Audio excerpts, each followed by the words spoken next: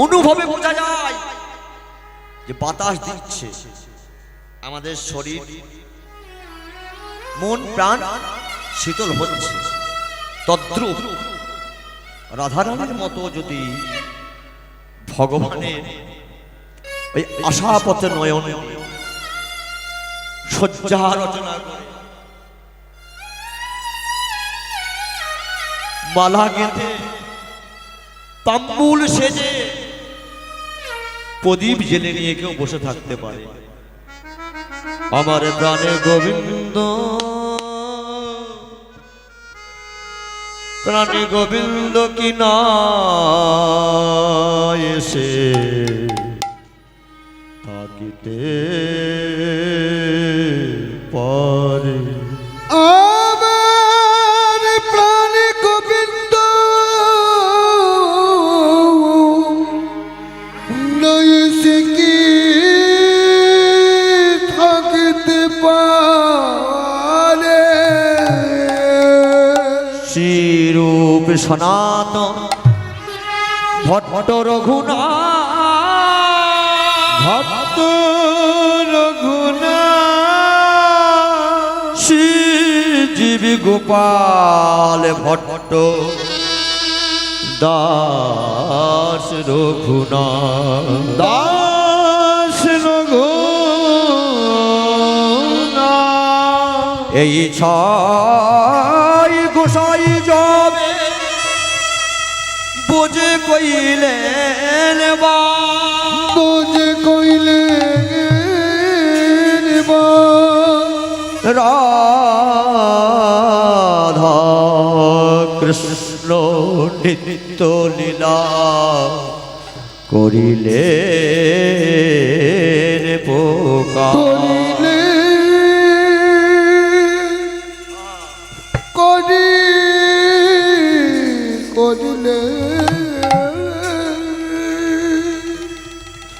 করিলে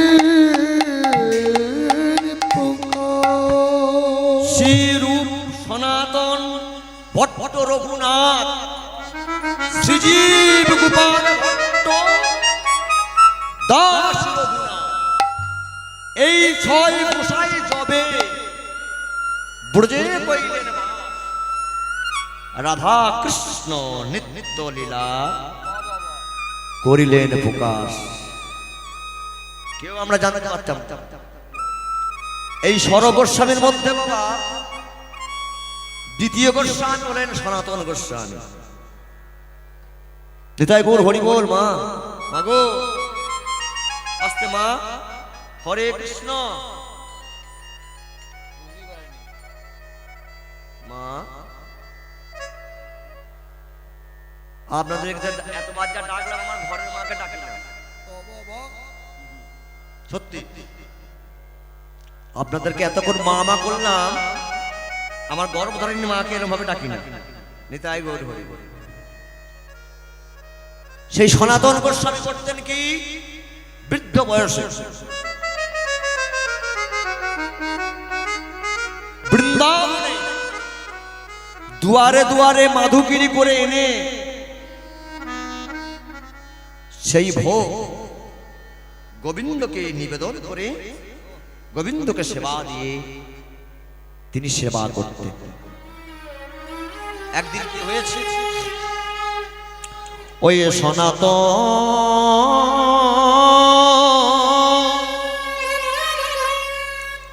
নয়নে ভালো করে আর দেখিতে পায় না, ভালো করে দেখতে পাই না,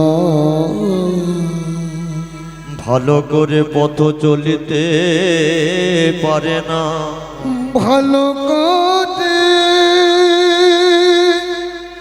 ভালো করে পথ চলিতে পারে না। তাই বৃদ্ধ বয়সে সনাতন ওই বোঝের দারে দারে গিয়ে ভিক্ষা করে, বলে ওগো ব্রজবাস ব্রজবাসী তোমরা আমায় কিছু ভিক্ষা দাও।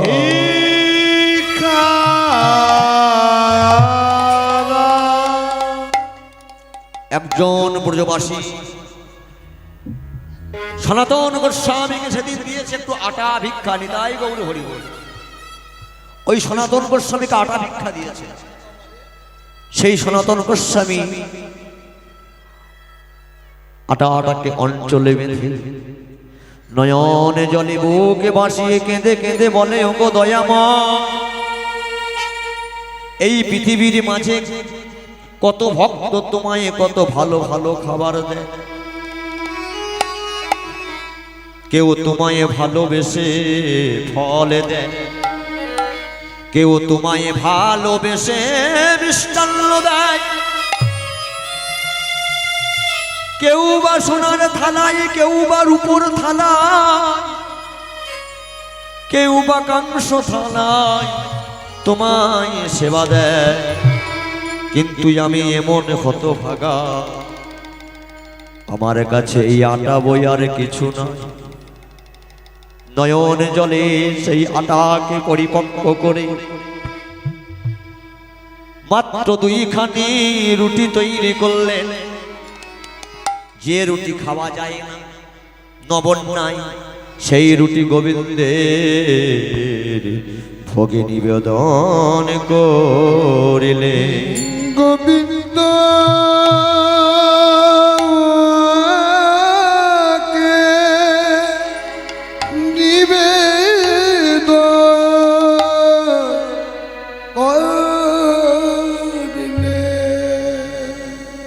ভক্তের ডাকে গোবিন্দ ছুটে এলেন, এসে বললেন, সনাতন, ও সনাতন, এসেছো প্রভু?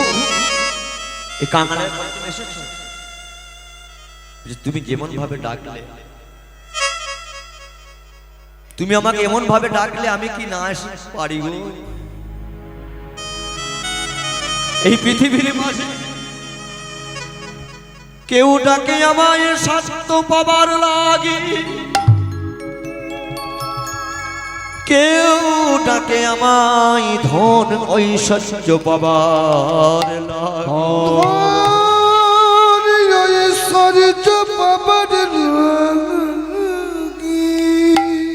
কিন্তু সনাতন রে,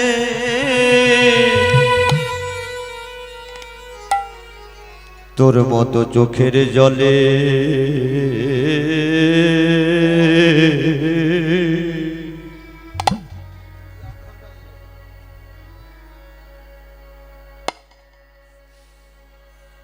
ওই আমায় কেউ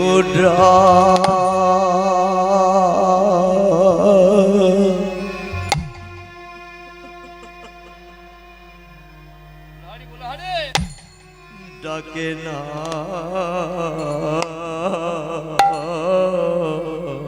ওরে শোনো তো,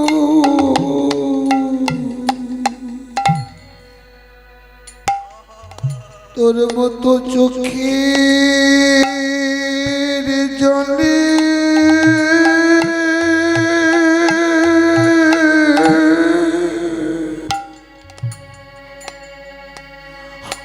আমায় কেউ না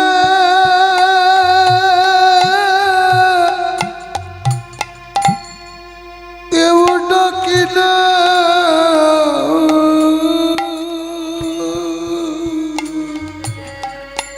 ওরে সনাতনের রে, এই জগতে তুই আমায় সবাই ডাকে, কিন্তু তোর মতো চোখের জলে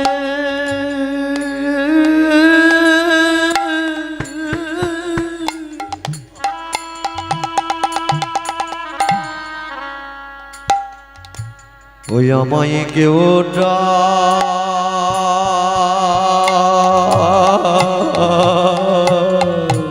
না।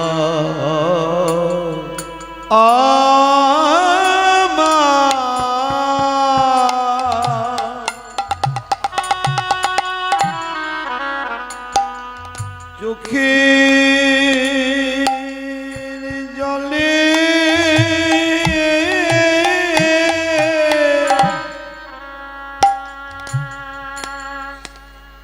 আমায় কেউ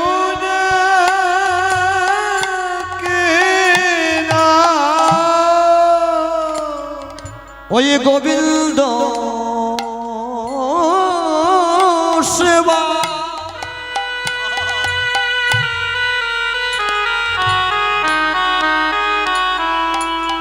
সেবা করো বলে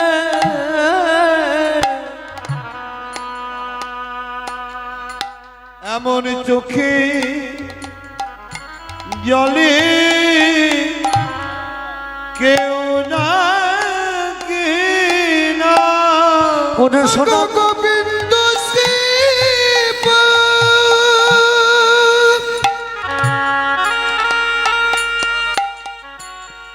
করো বলে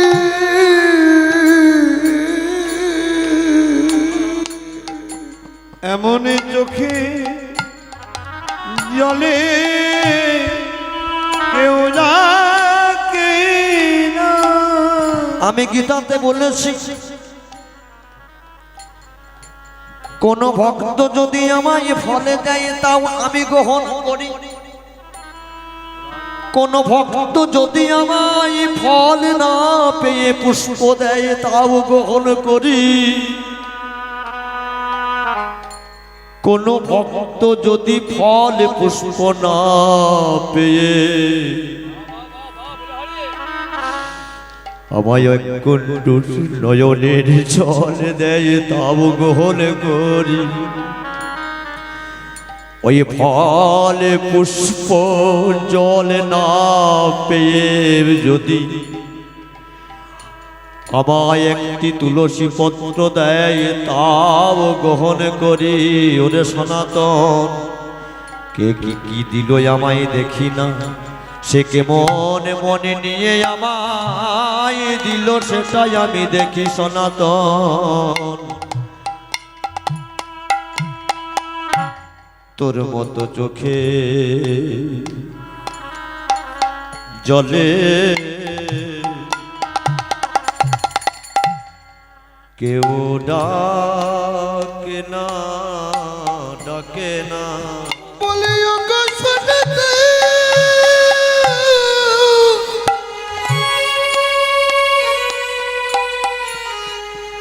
বলে ওগো শোনাতো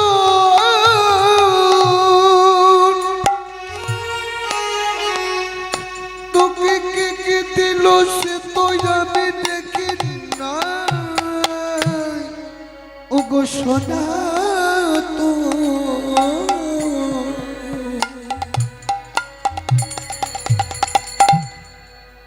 চোখের জলে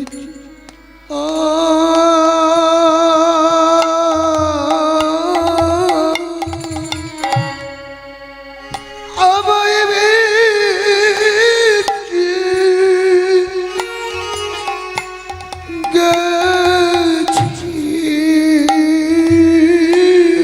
বলি গোবিন্দ সেবা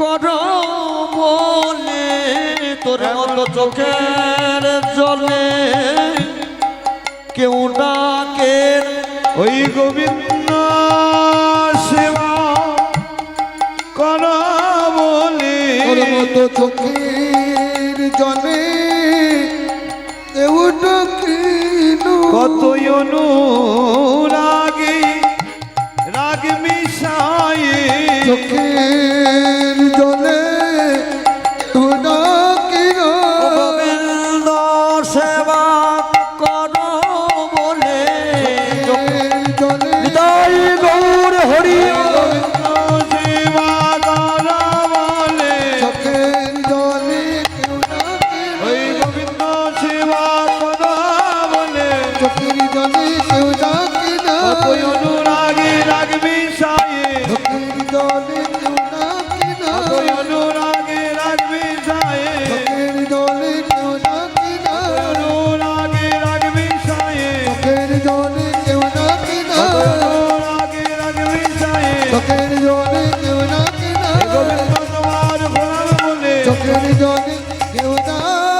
কত চোখে জলে কেউ না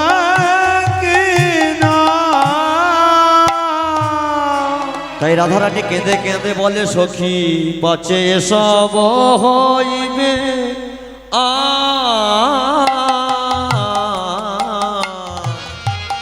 এসব হইবে আর পাছে এসব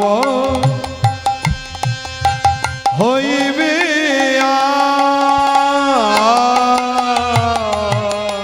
এসব হইবে বলি আমার ভাগ্যে বোঝাই সেবা হলো না রে আমার ভাগ্যে সেবা সেবা করলো না গো। কেন বলছি সজনী শাশুড়ি ননদ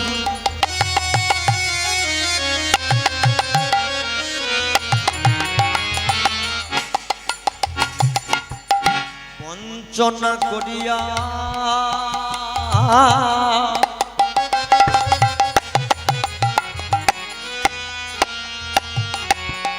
আইলাম আমি আইলাম গহন বনে সজনী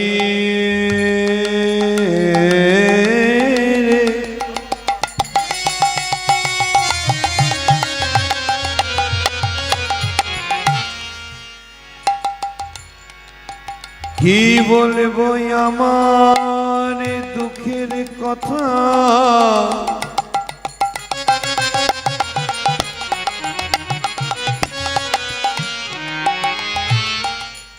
আমার দুঃখের কথা সোনার মানুষ মেলে না ওরে সজনী রে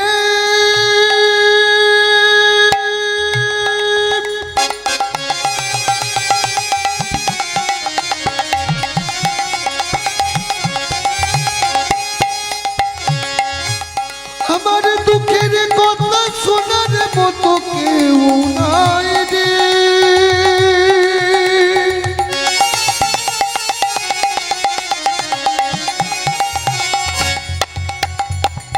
ওরে সজনী সজনী সজনী রে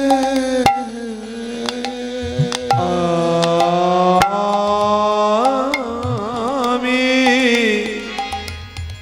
শাশুড়ি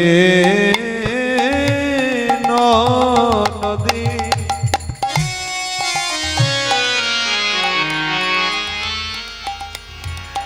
বঞ্চনা করিয়া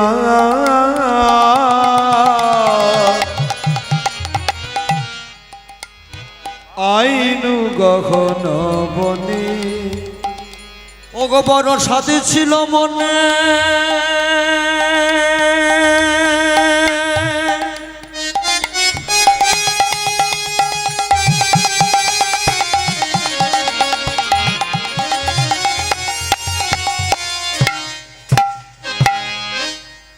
ওগো এ রূপ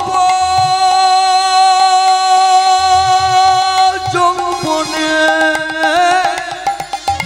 বড় সাজ ছিল মনি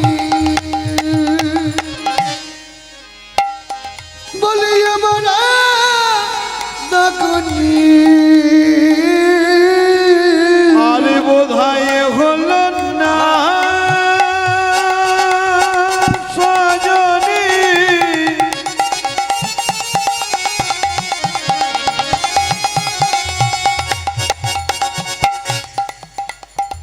মনে ভাগ্যে কৃষ্ণ তরস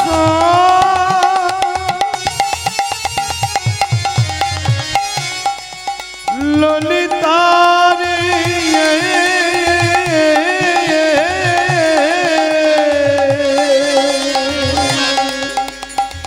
বড়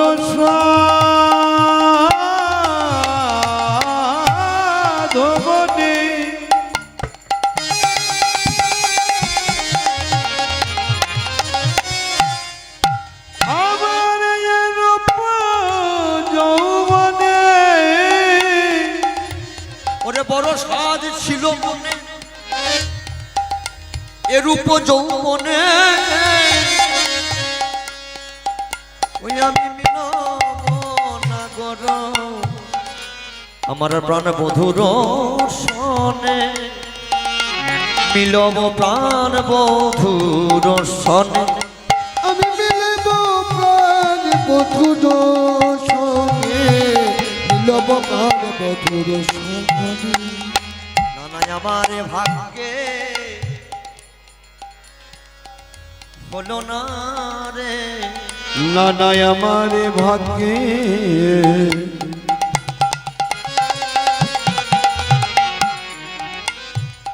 হলো না রে বলি এ নিশীতে প্রাণ বধুর সেবা করা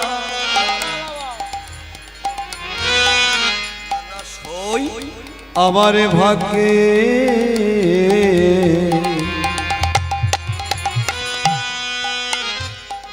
হলো না রে এই নিশীতে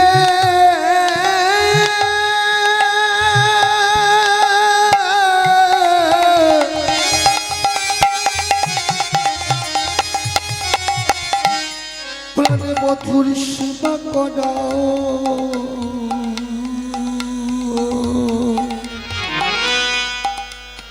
নানা আমার ভাগ্যে হালো না রে এ আমি ঘরে হতে বনে এলাম বটে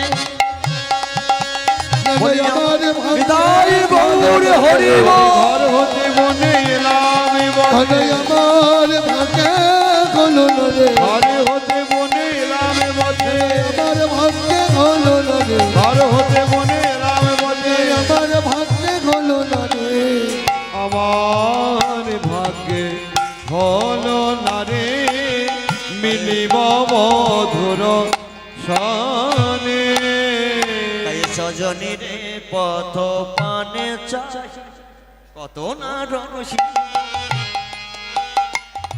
আমি কত পবধিব মনে ওই পথ পানি চাহি কতবার শিব কত প্রবোধিব মনে ওই না পথ পানে যাই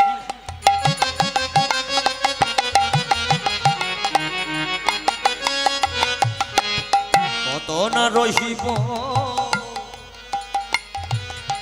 কত প্রবোধিব মনে ওই না রস শিরোমণি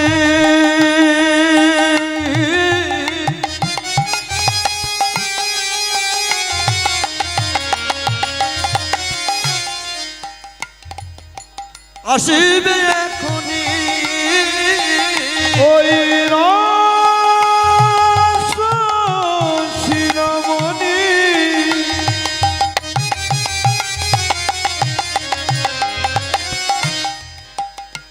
ওই আসিবে খনি বলি বনে দ্বিজ চন্দ্রিদাসে বনে দ্বিজ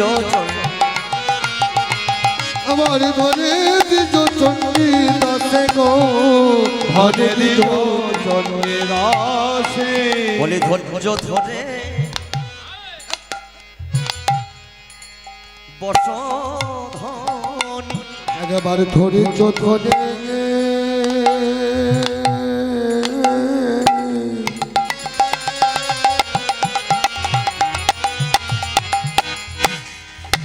একবার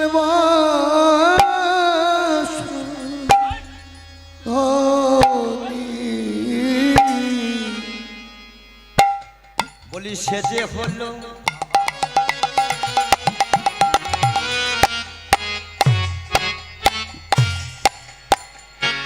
রস শিরোমণি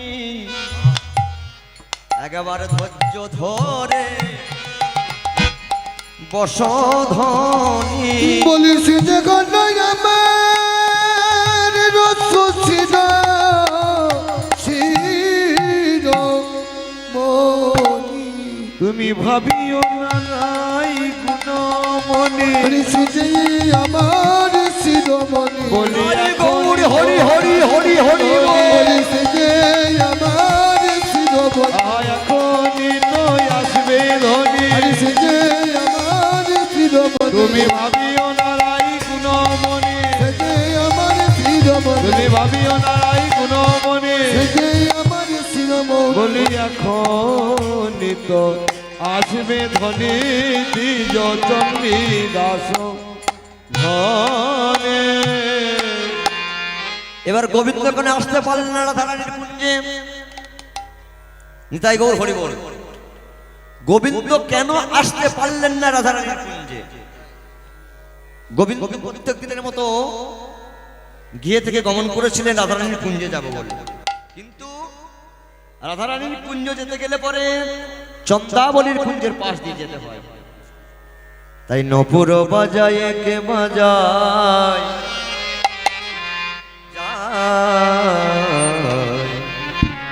নপুর বাজায় কে বাজায় গো নপুর বাজায় কে বাজায় নপুর বাজায় কে বাজায় গো নপুর বাজায় কে কে বাজায়। বাজায় কে বাজায় বাজায় কে বাজায়। নপুর বাজায় কে বাজায় গো নপুর বাজায় কে বাজায়। কে বাজায় কে বাজায় কে বাজায় কে বাজায় কে বাজায় কে বাজায় কে বাজায় কে বাজায় কে বাজায় কে বাজায় কে বাজায় কে বাজায় কে বাজায় কে বাজায় কে বাজায় কে বাজায় কে বাজায় নপুর বাজায় কে বাজায় যায় গো নপুর বাজায় কে বাজায় নপুর বাজায় কে বাজায়। নপুর বাজায় কে বাজায় প্রাণ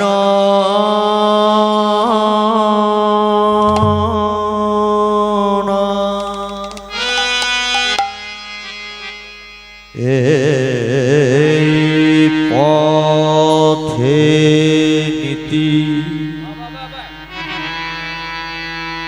কর গতি তুমি পথে নীতি কারণায়তি পথে নীতি কর গতি এই পথে নীতি কারণাগতি আমি নপরের ধনি শোনে নপুর নপুর ঘনে শুনি আমি নপুরের ধ্বনি শুনি। নপুরের ধ্বনি কর দর্শনে বা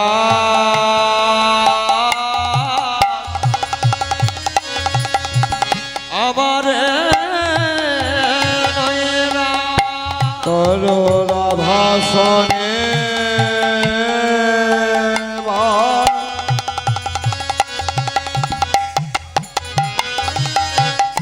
আমারে নইরা হর রধসনে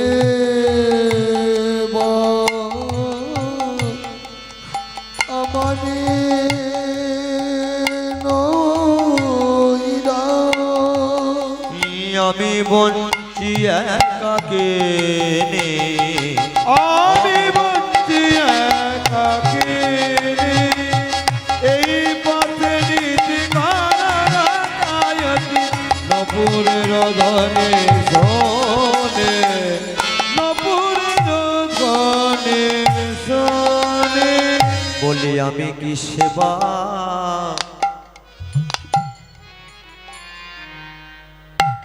পাব না কি আমি সেবা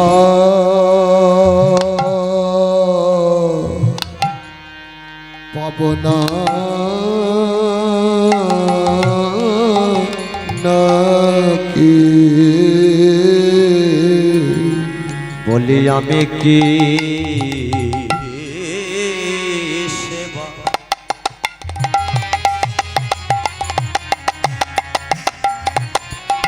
পাব না পাব না পাব না পাব না নাকি? বলি আমি কি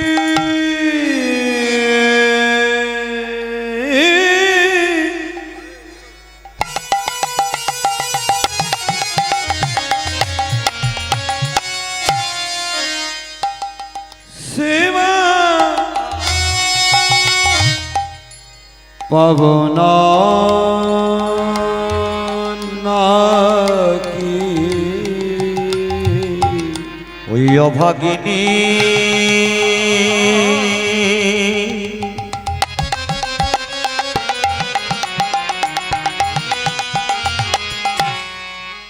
অভাগিনী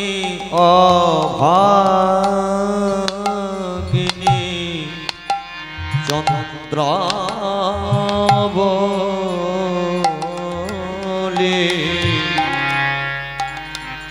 বলি আমি কি সেবা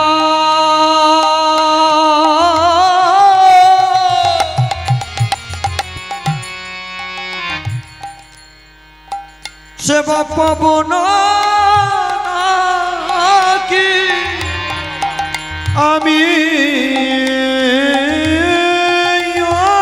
অভাগিনী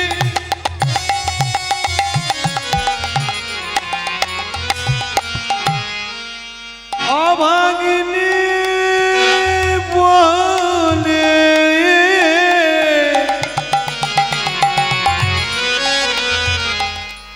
আমি কি সেবা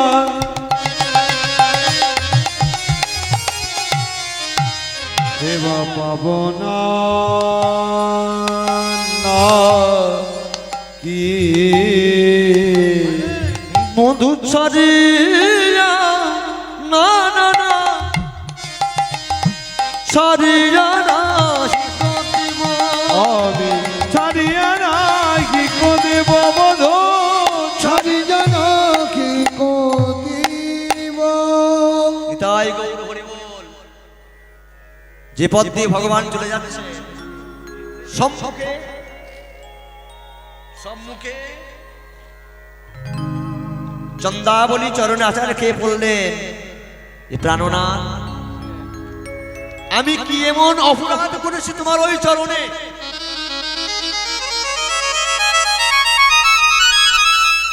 যে ওই চরণ সেবা আমি করতে পাবো না? গোবিন্দ মনে মনে চিন্তা করলে আমি তো রাধারানীকে কথা দিয়েছি, আমি যদি রাধারানীকে কথা দিয়ে থাকি আর চন্দাবলীর কুঞ্জে যদি না আটকা পড়ে যায়, ভগবান মনে মনে চিন্তা করলেন যে জীবকে শিক্ষা দেওয়ার জন্য যে জীব আমি নিজে ভগবান হয়ে জীবকে শিক্ষা দিলাম। তাই গো হরি বল। আস্তে বাবা আস্তে।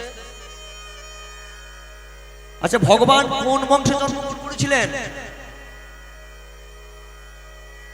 ভগবান কৃষ্ণ কোন বংশে জন্মগ্রহণ করেছিলেন? আজ বলি ভগবান জন্মগ্রহণ করেছিলেন যদু বংশে। নিতাই গৌর হরি বল। যদু মানে যাদব, যদু মানে যাদব বংশে।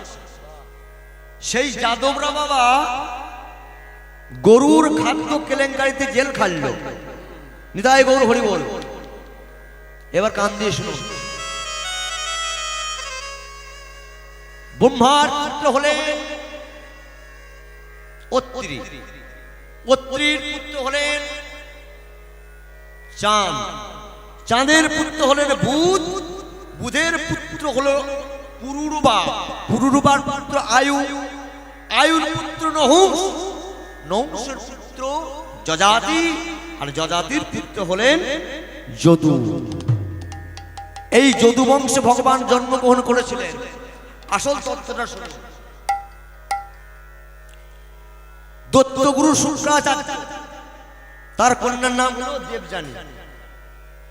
দত্তগুরু শুক্রাচার্য, তার কন্যার নাম হলো দেবযানী।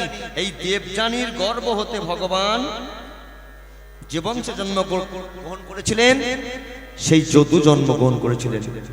নিতাই গৌর হরি বল। তাহলে ভগবান কোন বংশে জন্মগ্রহণ করলেন? কোন বংশ? কোন বংশ হলো? যদি দত্তর গুরু শুক্রাচার্য দত্তদের গুরু হন, তার কন্যার গর্ভে যদি যদু জন্মগ্রহণ করেন, তাহলে ভগবান কোন বংশে এসেছেন? নিতাই গৌর হরি বল। ছোট মুখে বড় কথা তো, সব রথরথী মহারথী এখানে আসবেন। আমি যদি কথাটা বলে দিই যে ভগবান কৃষ্ণচন্দ্র অসুর কুলে জন্মগ্রহণ করেছিলেন, তার জন্য তার এত ক্ষমতা, এত অসুরকে নিধন করেছেন। নিতাই গৌর হরি বল।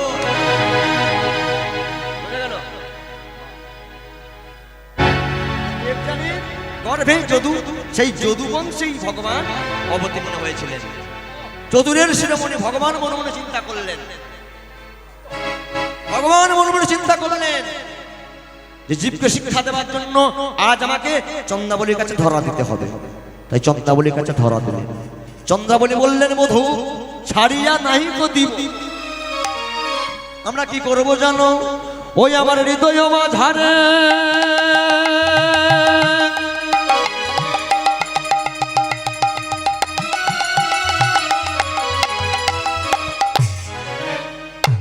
আমার হৃদয় মাঝারে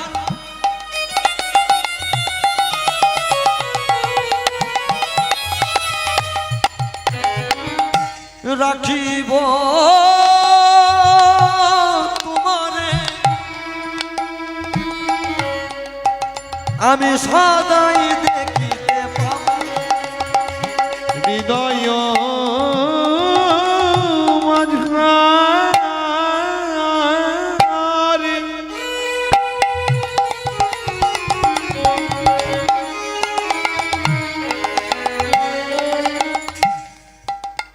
আমি রাখিব তোমারে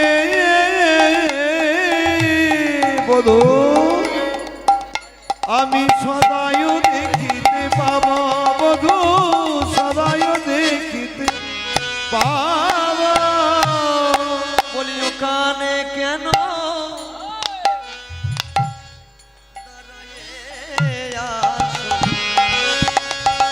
আমার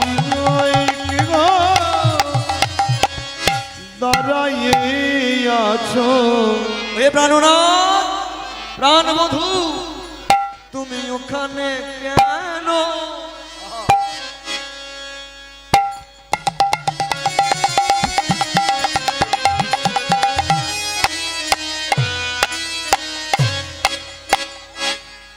দাঁড়াইয়ে আছো, তুমি ওখানে কেন?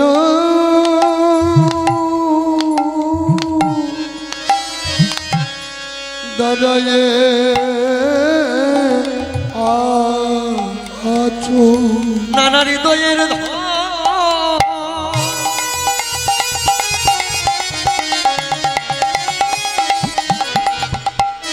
আমার হৃদয়ে এসো, বলি ওখানে কেন?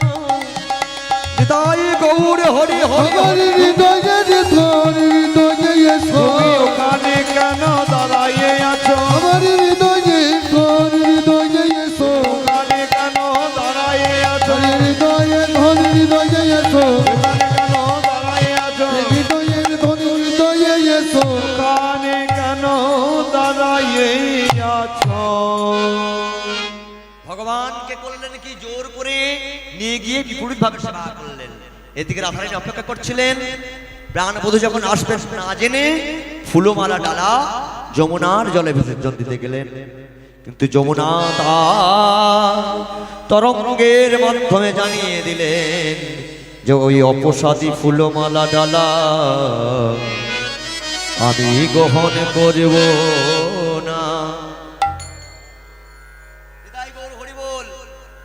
আমাদের লীলা বাবা এখানে সমাপ্তি ঘোষণা করতে হবে। আরো গাইবো? হরে কৃষ্ণ। ভক্তের মনোবাঞ্ছা তো যে কোটা ভক্ত আছে, ওই যে ভক্ত হওয়া শর্ত কথা, পণ্ডিত রইল বসে আর গাছের ফল গাছে রইল। যারা ভক্ত, এখন তো বাবা কীর্তন নাই, আসতে বাবা একটু বলেই দিই, এখন কীর্তন পাবেন না, পদ পদাবলী নাই, ধেই ধেই শুধু কি ওই যে ভজন আর নৃত্য, আর কিছু নাই। সকলে চরণে নিবেদন, আমরা বাবা এবার শেষ করতে হবে, একটা ভজন দেবো শেষকালে, দিয়ে ভজন দিয়ে শেষ করবো। নিতাই গৌর হরি বল, হরি বল, হরি বল। প্রাতঃকালে এত পর্যায়ক্রমে লীলা, প্রাতঃকালে আপনারা শ্রবণ করবেন খণ্ডিতা। আমি এই পর্যন্তই গাইতে পারবো, আমি আর যেতে পারবো না। নিতাই গৌর হরি বল। আমাকে এক জায়গাকে নিয়ে গিয়ে রাখতে হবে, কারণ রাধারানী এতক্ষণ পর্যন্ত যা করেছেন, তিনি যমুনাতে বিসর্জন দিতে গেলেন, কিন্তু যমুনা তিনি তার ছলে জানিয়ে দিলেন অপ্রসাদী ফুলমালা ডালা আমি গ্রহণ করব না। কারণ যমুনাও জানত যে কোন ফুলটা সেবায় লেগেছে আর কোন ফুলটা লাগে নাই।